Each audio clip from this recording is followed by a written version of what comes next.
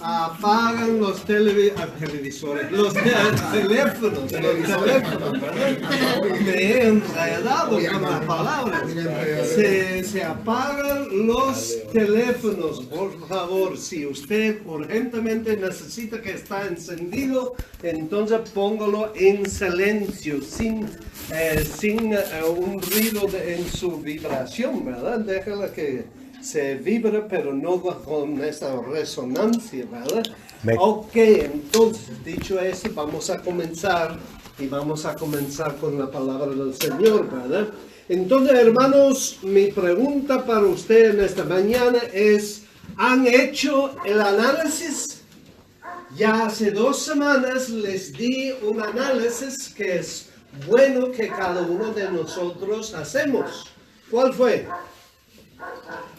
¿Cuál es el análisis que cada uno de nosotros debemos hacer de nuestro compromiso hacia Dios? Dios es nuestro Señor. ¿Cómo? Si Dios es nuestro Señor, entonces Él tiene nuestra cartera. Muy bien, entonces el proverbio exactamente para los que están nuevos en este estudio es: si Dios tiene control de su corazón, Él tendrá también control de su billetera.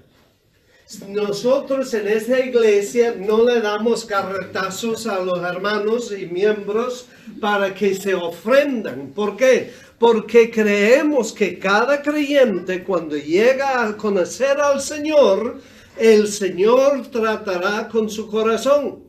Y dependiendo del entrego del individuo, dependerá cuánto el Señor le pidará, porque Dios pidará de ti conforme a su fe y sujeción a Él.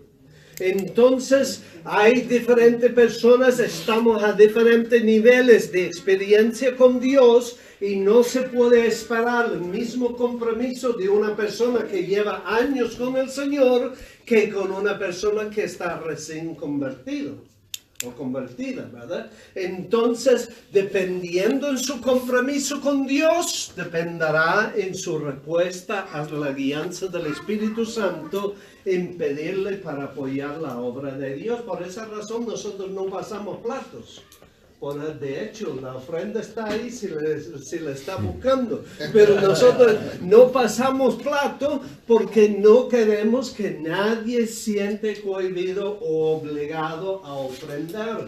Si Dios le ha puesto en su corazón una ofrenda, ahí está la caja de ofrenda, póngalo ahí, ¿verdad? Entonces, este es el tema, el análisis que le hemos pedido que hacer, y lo voy a estar pidiéndolo la próxima semana también. Así que si no lo has hecho aún, entonces durante esta semana, cuando estás delante del Señor, pregúntate delante del Señor: ¿cuánto de mi corazón controla Dios?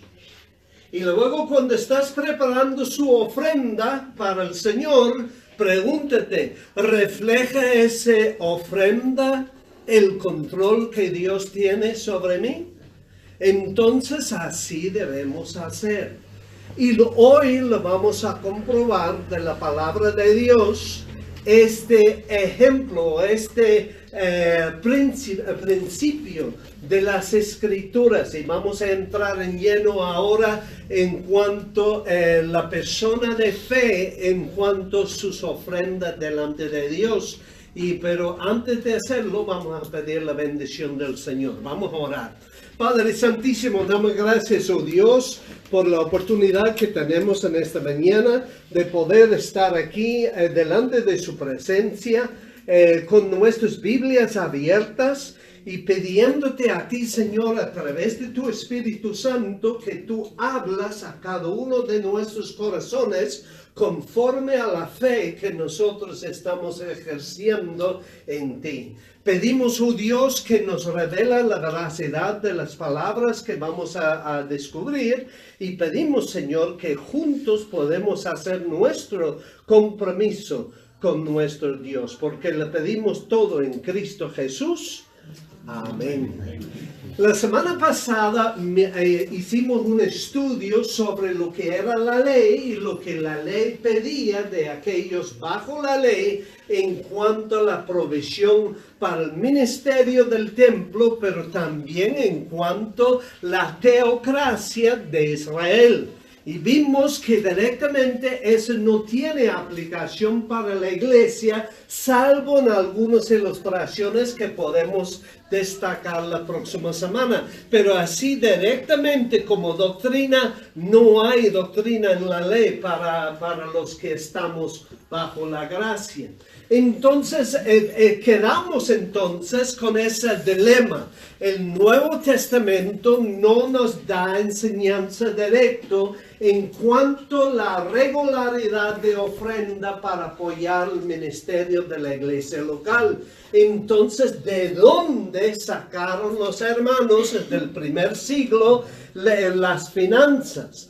Y dijimos que siendo judíos los primeros creyentes, ellos tenían el trasfondo de todo el Viejo Testamento, no solo la ley.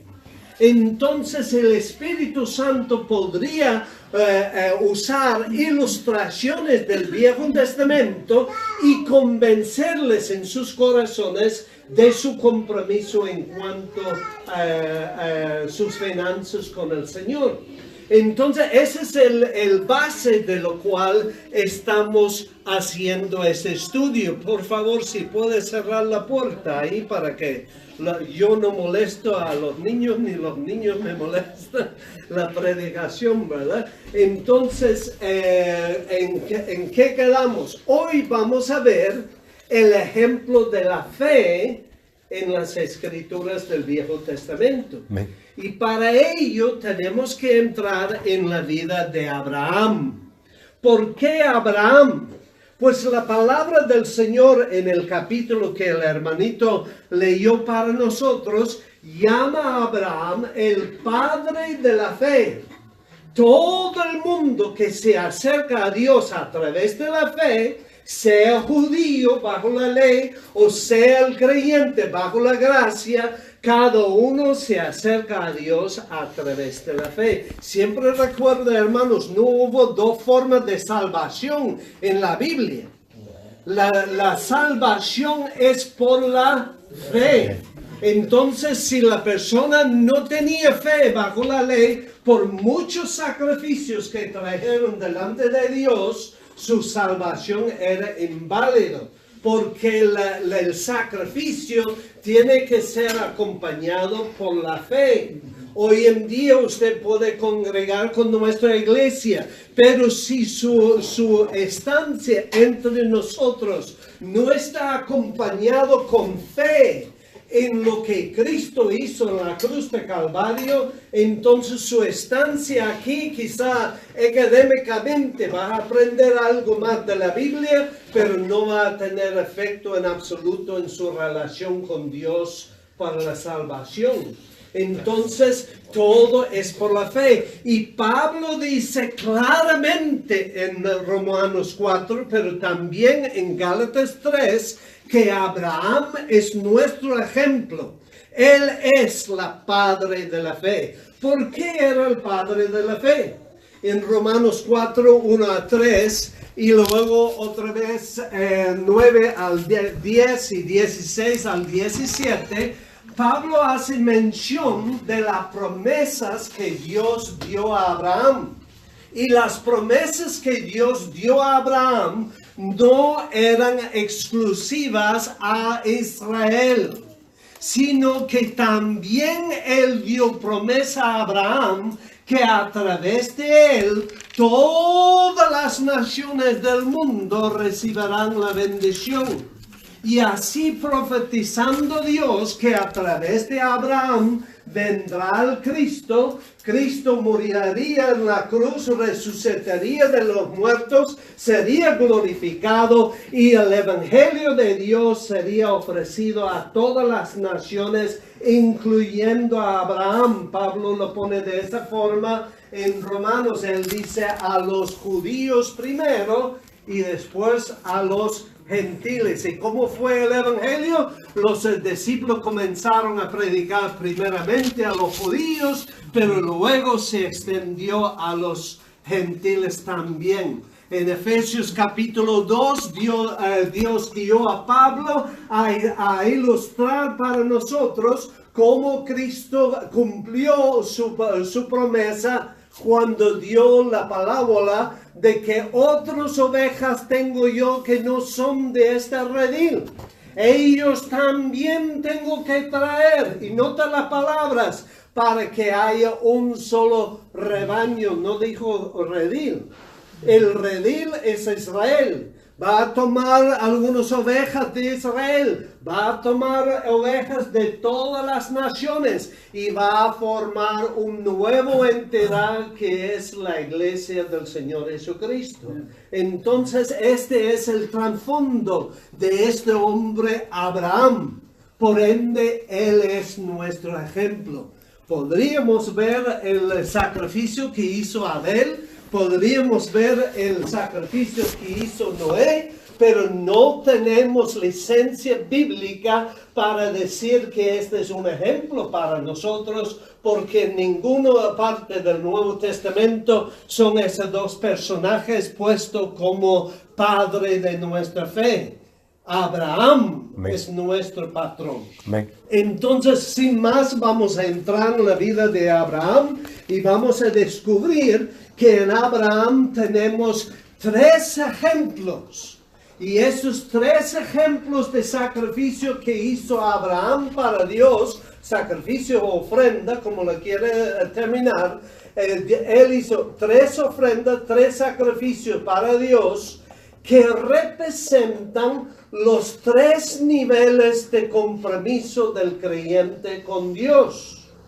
Él hace uno en el inicio de su relación con Dios, él hace uno en medio de su caminar con Dios y él hace uno casi al final de su vida de haber caminado con Dios. Y vemos en cada uno de ellos que su compromiso crece juntamente con su fe.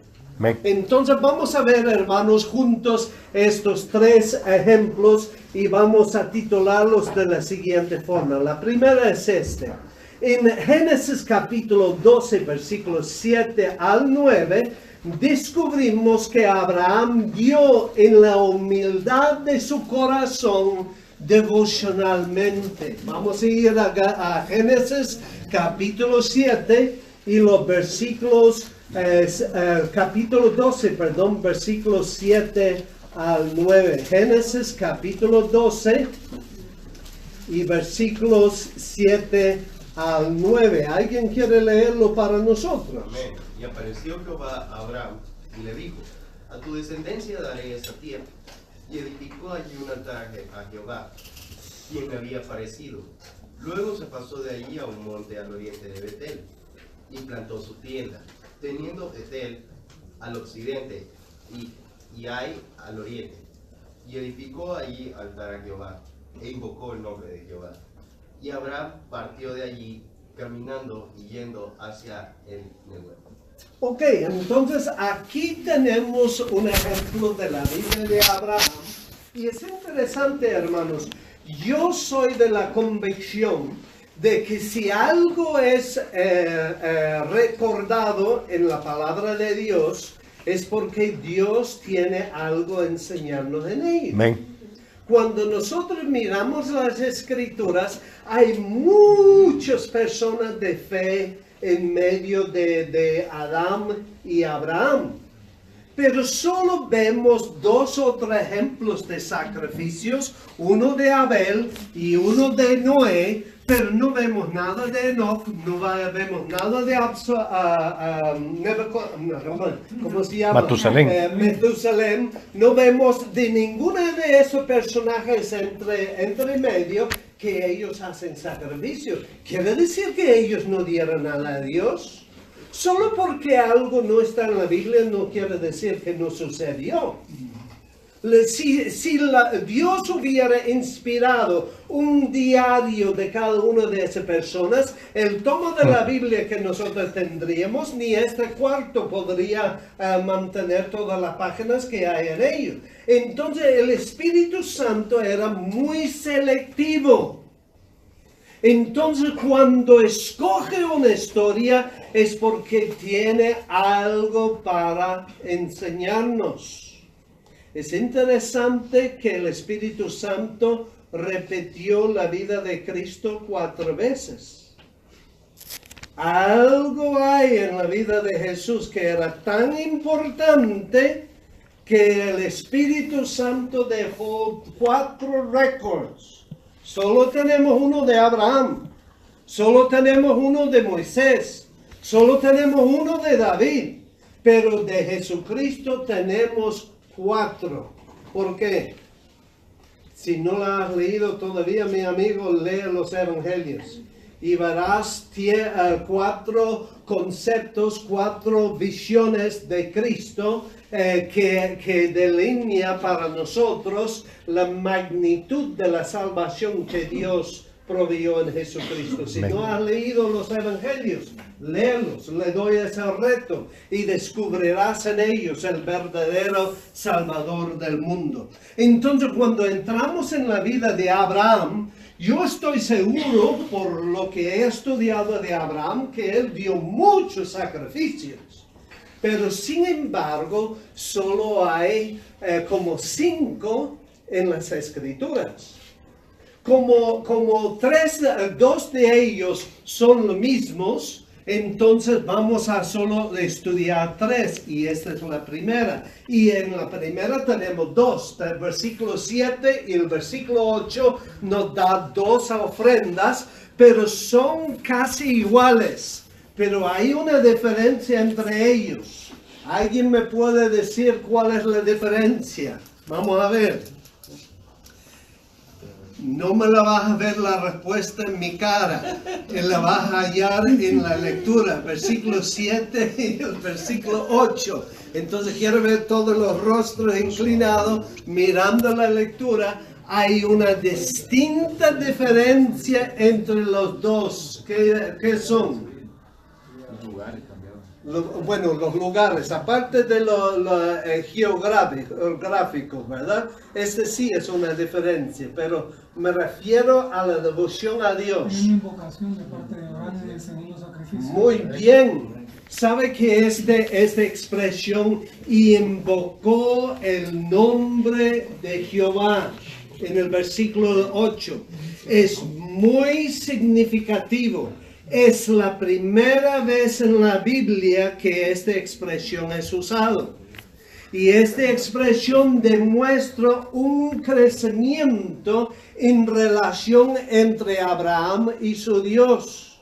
En versículo 7, él acaba de llegar, acaba de entrar en una relación personal con Dios. Él está aprendiendo quién es ese Dios y él hace una ofrenda a Dios. Pero cuando llegamos al versículo 8, él ya ha convivido con Dios un tiempo y ha aprendido más de Dios y su fe ha aumentado.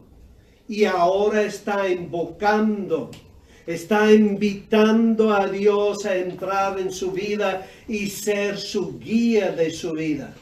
Nosotros a través de estas 2 ofrendas descubrimos por lo menos 3 cosas de Abraham. La primera es que él siguió la palabra de Dios. ¿Cuántos de nosotros, si nosotros sintiéramos en nuestro corazón que Dios nos estaba diciendo, reúne todas sus pertenencias y vete a un país que ya en el camino yo te diré cuál país es y ya cuando llegas ahí yo te voy a bendecir? ¿Cuántos de nosotros haríamos eso?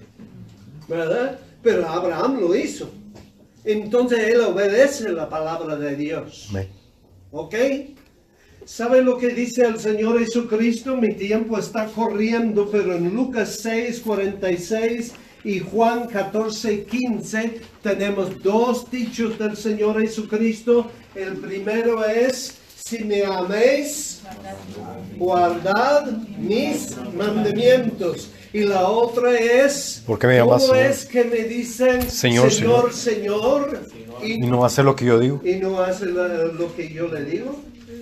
Entonces, ¿ve cómo Él es un ejemplo para nosotros? Él obedece a la palabra de Dios. Sí. La segunda cosa que descubrimos, y la mencioné hace poco, es que Él buscó a que Dios fuera involucrado en su vida a través de la oración. Muchos me dirían, pero ¿cómo sabes tú que invocó el nombre del Señor está hablando de la oración? Porque Pablo nos menciona la misma frase referente a los creyentes con el Señor Jesucristo. Vamos a verlo en 1 de Corintios, capítulo 1 y el versículo 2.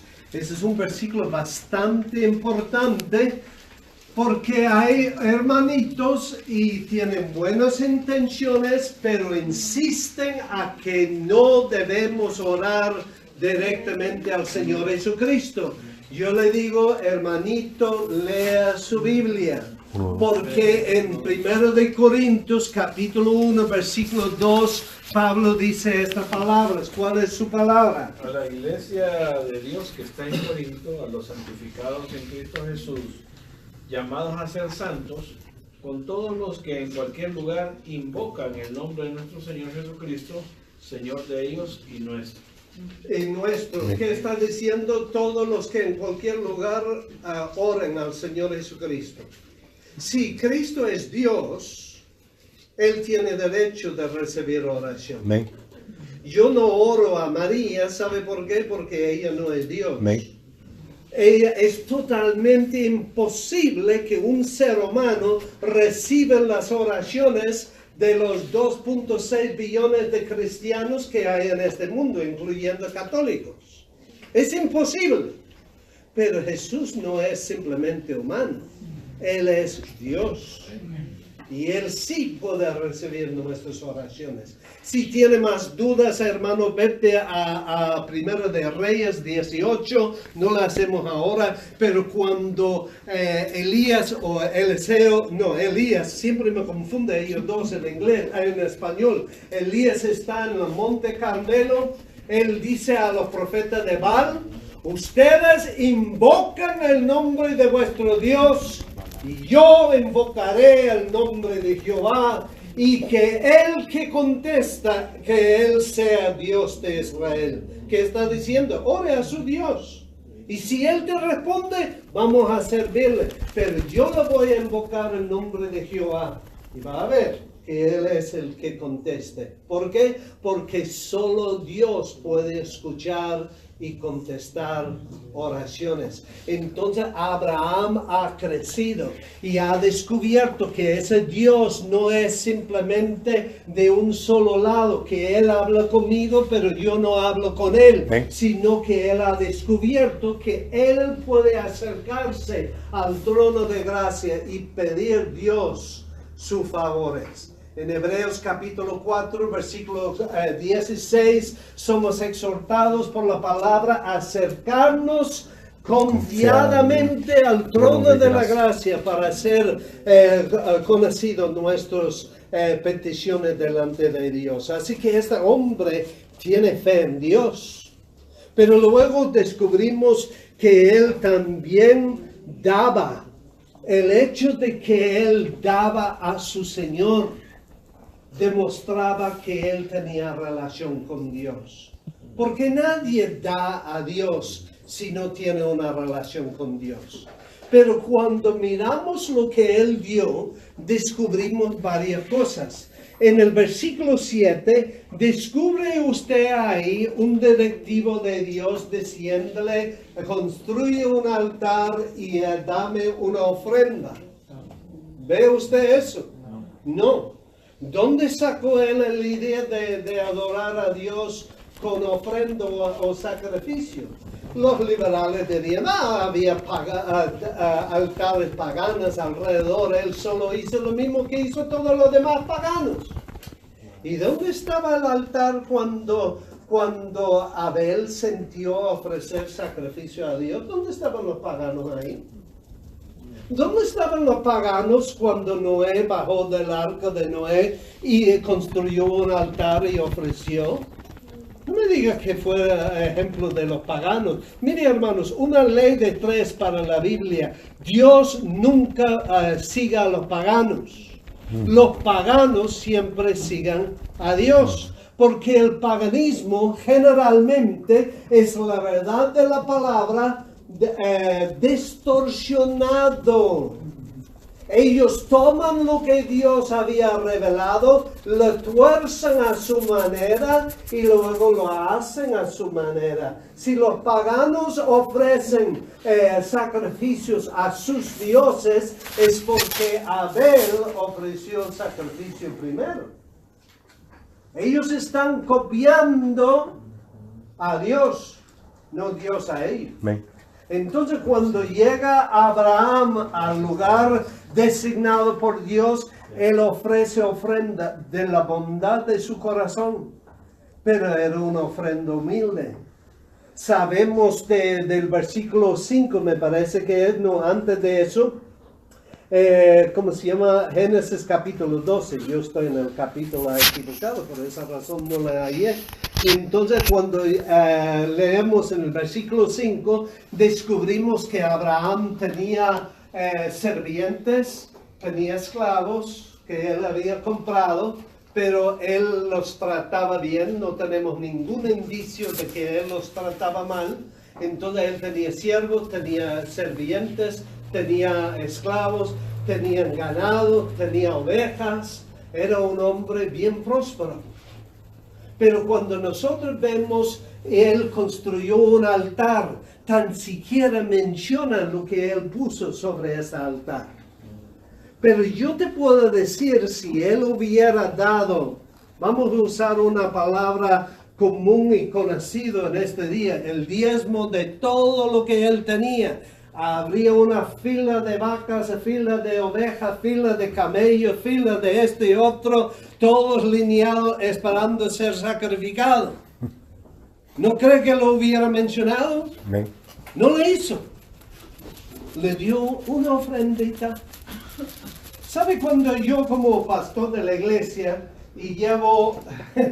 Estaba calculando eso hoy en la mañana y yo dije, yo estoy viejo ya. Entonces, llevo 50 años en el Señor. Me convertí de 9 años. Ya sabes qué edad tengo. Entonces, me convertí de 9 años y llevo 50 años en el Señor.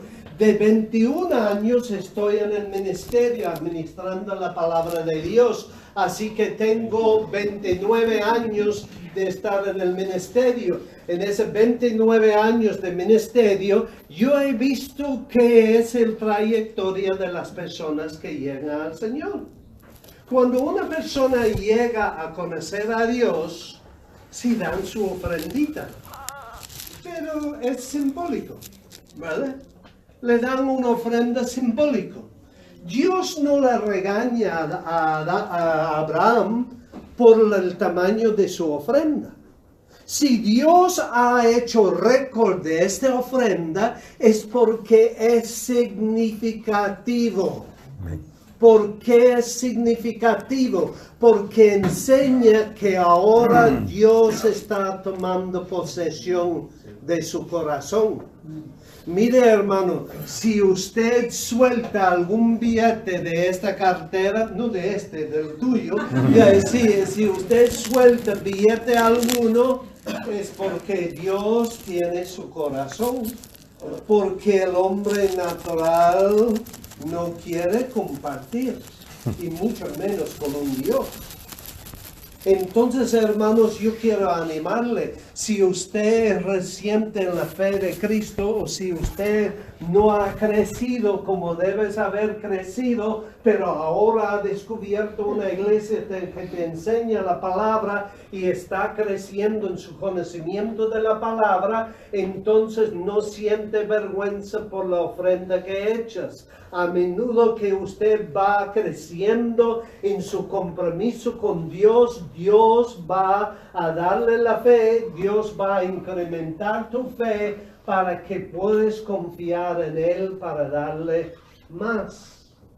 Por esa razón nosotros no ponemos a nadie a firmar un papel. Me han comentado, yo no tengo experiencia de esto, pero me han comentado de iglesias donde usted para ser miembro tiene que rellenar una hojita que dice cuál es su trabajo, cuáles son sus entradas, y luego el pastor saca el calculador y él te dice cuánto usted tiene que ofrendar. Yo no he experimentado eso, pero así me cuentan. Pues eso no es bíblico. ¿Por qué? Porque entonces la persona le dan sin gozo. Yo estoy seguro que cuando Abraham dio esa ofrenda a Dios, su corazón estaba hinchado delante del Señor. Él quería que su Señor recibiera algo de él. Y querido hermano en Cristo, yo quiero recomendarte, si usted ha tomado un compromiso, aunque sea tan pequeño, usted ha comenzado a caminar en fe igual que Abraham con su Dios. Entonces es un crecimiento de fe. Hermanos, vamos a ir al segundo ejemplo, y el segundo ejemplo descubrimos en Génesis capítulo 14. Génesis capítulo 14, y ese es el famoso encuentro de Abraham con Melquisedec tras su derrota de los 4 reyes paganos. Ellos habían subido contra 5 reyes, entre ellos el rey de Sodoma y Gomorra. Entonces, juntamente con el botín que habían llevado, llevaron a Lot. Mal decisión. Si ellos no hubieran llevado a Lot y su familia, Abraham no hubiera metido en el tema. Pero años han pasado. Abraham ha crecido en su fe y conocimiento de Dios. Ha crecido en sus pertenencias. Y tiene un ejército prácticamente a su disposición. Y cuando él oye que ellos se han atrevido a tocar a su familia, él prende viaje detrás de ellos, los alcanza, los derrota por completo y trae de vuelta a Lot y su familia y todas las cosas que estos reyes habían despojado de los 5 reyes en la zona donde estaba viviendo él, más el botín de todo lo que estos 4 reyes habían llevado a la guerra. Sabían ustedes, en aquellos tiempos no había bancos, ¿verdad? Entonces, cuando los reyes salieron a batallar, llevaban con ellos todo su botín, ¿verdad? Todo lo que ellos tenían. Todos sus soldados llevaban todo lo que tenían. Para que cuando ellos están en la batalla, si un ejército enemigo entra detrás, no llevarán sino las personas, porque el dinero y el cachín y todo lo demás están a salvo con ellos. Y si ellos mueren en la batalla, ¿qué más da? No iba a usarlo de todo modo, ¿verdad? Entonces, por esa razón, cuando usted lee en el Viejo Testamento de las batallas, usted recordará las historias de los leprosos que descubrieron el campamento de los asirios. Ellos estaban cargando con el botín varios días y aún había más para las demás personas. Entonces Abraham hizo un buen negocio en ir atrás de estos reyes. Y cuando él regrese, encuentra con ese personaje Melquisedec. Y es interesante el intercambio que tiene con él. Vamos a leer capítulo 14, versículos 17 al 20. Miren lo que dice la palabra del Señor. Cuando volvía de la derrota de Kedorlaomer y de los reyes que con él estaban, salió el rey de Sodoma a recibirlo al valle de Save, que es el valle del rey. Entonces Melquisedec, rey de Salem y sacerdote del Dios Altísimo, sacó pan y vino y le bendijo diciendo: bendito sea Abraham, del Dios Altísimo, creador de los cielos y de la tierra. Y bendito sea el Dios Altísimo que entregó tus enemigos en tu mano y le dio a Abraham los diezmos de todo. Ok, entonces aquí vemos que Abraham da una ofrenda proporcionado, guiado en su corazón a Dios. La primera era que él dio una ofrenda humilde de un corazón devoto a Dios. Luego él da una ofrenda proporcionado debido a su corazón guiado por Dios. ¿Qué quiero decir con esto? Pues cuando él encuentra con el sacerdote del Dios Altísimo, curioso expresión ahí en el versículo 18, Melquisedec le bendice a Abraham y Abraham trae los diezmos, plural. Trae el diezmo del oro, el diezmo de la plata, el diezmo de las ropas, el diezmo de los animales, el diezmo de todo lo que él había traído bajo la guianza de Dios. Dios le había cuidado, Dios le había bendecido en la batalla, había vencido al enemigo y él quiere agradecer a Dios. Entonces él da los diezmos. Ahora, ¿de dónde sacó él la idea del diezmo? La ley todavía no ha sido dada. Entonces, otra vez, los liberales, los eruditos liberales dicen, no, es que esa era una práctica común entre los paganos, cada uno daba el diezmo a su Dios, así que él sigue a los paganos. Bueno, si nosotros no tuviéramos el Nuevo Testamento, quizá podríamos ser engañados por eso. Pero cuando nosotros comparamos esa historia con el Nuevo Testamento, descubrimos, hermanos, que Dios tiene un propósito en poner esa historia en la Biblia. Amén. ¿Y sabe cuál es ese propósito? Dios tiene un plan.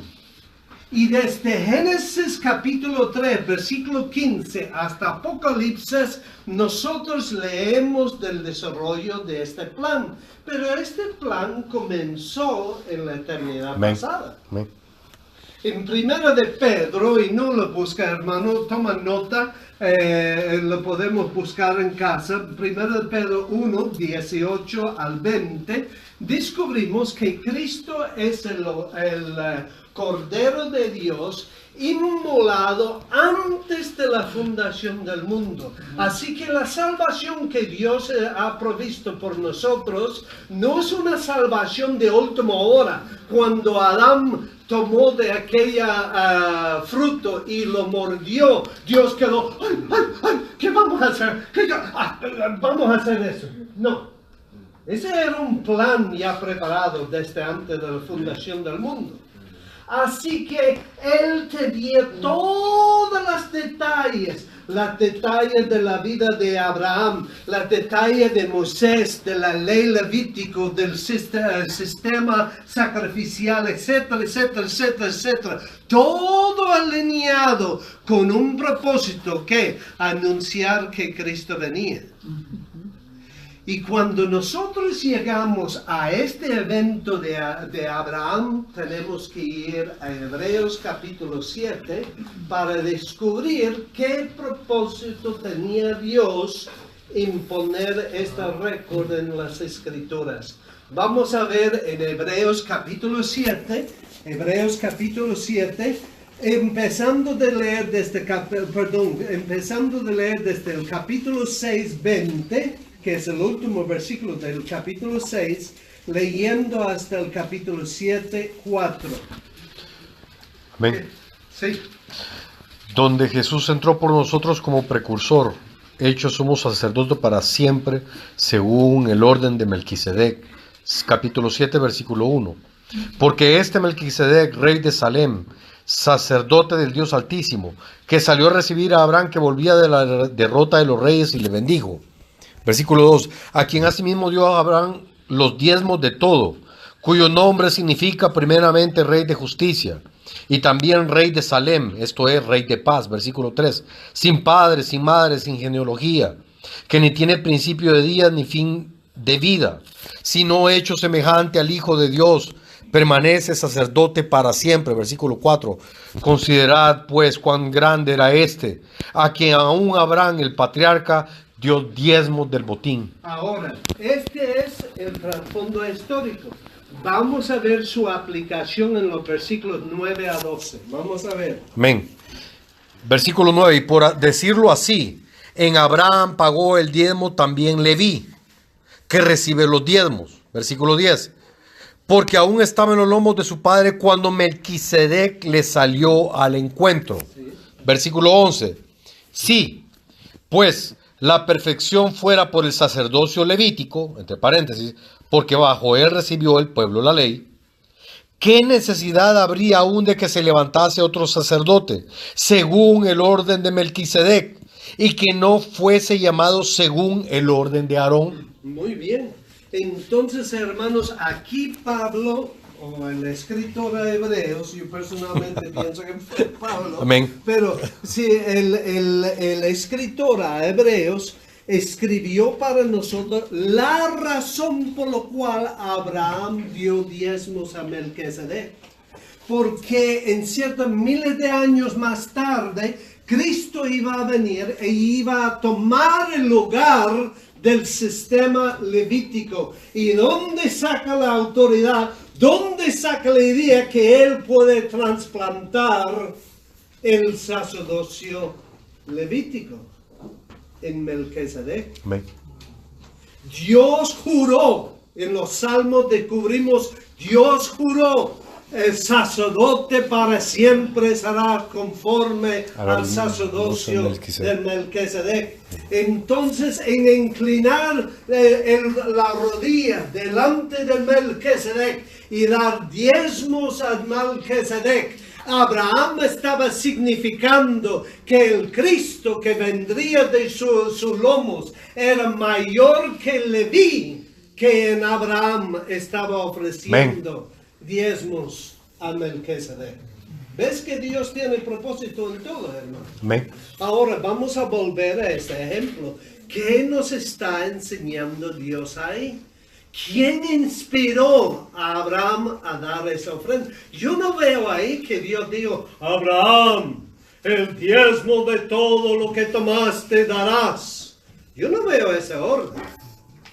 Le nació en su corazón de Dios. Amén. Dios le guió a dar proporcionalmente a la bendición que Dios había dado a él. Ahora, hermanos, si Dios le guió a él a dar el diezmo en ese momento, ¿puede Dios guiarle a usted? Amén. Si Dios le guió a dar un diezmo, ¿pudo Dios haberle guiado a dar más? Amén. Muy bien. No queremos esa enseñanza, ¿verdad? Entonces, ¿cómo se llama? Entonces, aquí vemos dos niveles de madurez espiritual. Uno le da una ofrendita. Ese viene de su devoción. Pero el otro viene porque Dios le ha levantado un deseo en su corazón para dar. Y cuando el creyente llega a ese punto donde busca a Dios su guianza que dar, ya comenzamos a obedecer lo que es el principio presentado en el Nuevo Testamento.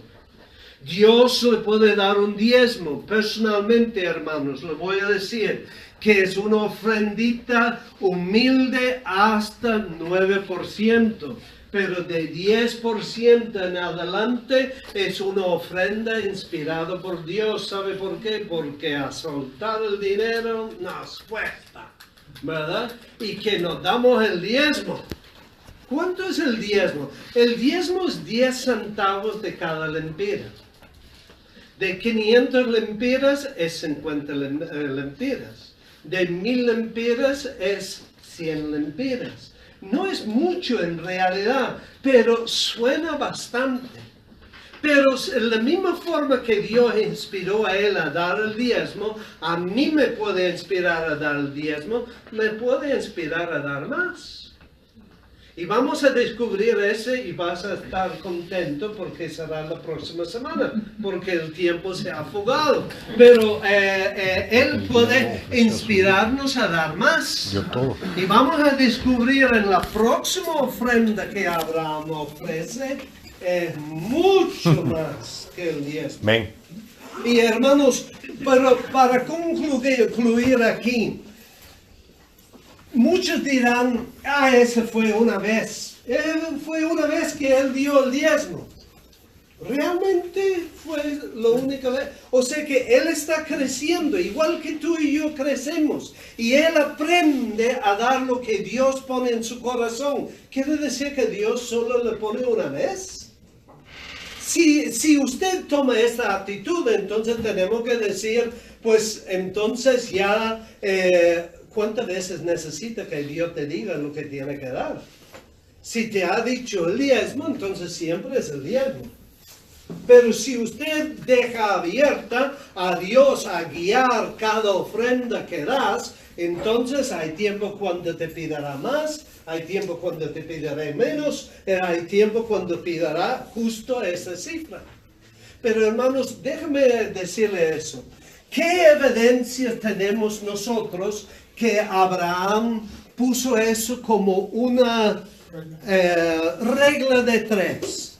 Si Dios no me da más información que yo voy a darle el diezmo. Como le he dicho, él habrá dado miles de ofrendas a Dios.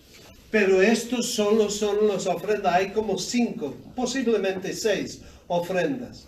Y nosotros vamos a ver 3, 4, porque 7 y 8 de capítulo 12 son 2 ofrendas separadas. Entonces, hermanos, ¿qué evidencias tiene el pastor que él habrá dado el diezmo más veces? Bueno, ya hemos establecido que venía de Dios. Ya hemos establecido que él era un hombre de fe. Un hombre de fe va a transmitir a su familia lo que él ha aprendido. No lo va a hacer. Amén. ¿Ok? Durante la vida de Isaac no tenemos evidencia de que él dio el diezmo. Pero la ausencia de una enseñanza en la Biblia no quiere decir que no lo hizo. No tenemos ofrendas de Metusalem, no tenemos ofrendas de Enoch, pero seguro ellos habrán dado una ofrenda. Pero cuando llegamos a Jacob, vamos a ver rapidito, y discúlpeme que tomo el tiempo, pero vamos a ir rapidito a Génesis capítulo 28, versículos 20 a 22. Génesis capítulo 28, versículos 20 a 22. ¿Qué son las palabras claves en este relato de Jacob? Recuerda que Jacob es el hijo de Isaac, que a su vez es hijo de Abraham. En otras palabras, es el nieto de Abraham. ¿Qué dice la palabra del Señor? E hizo Jacob voto diciendo, si fuere Dios conmigo y me guardare en este viaje en que voy, y me diere pan para comer y vestido para vestir, versículo 21, y si volviere en paz a casa de mi padre, Jehová será mi Dios, versículo 22, y esta piedra que he puesto por señal será casa de Dios, y de todo lo que me dieres, el diezmo apartaré para ti. ¿Dónde sacó él la idea del diezmo? Usted puede decir que él lo sacó de los paganos. Si este es su argumento, allá usted tiene todo derecho a hacerlo. Pero por el tipo de vida que llevaba Abraham y Isaac, ellos no estaban muy cerca a los paganos, ellos estaban apartados en el desierto. Entonces, ¿dónde sacó él ese del diezmo? Sería una pregunta, ¿sería eso por haberlo visto en su abuelo Amén. y Amén. en su padre Amén. como ejemplo?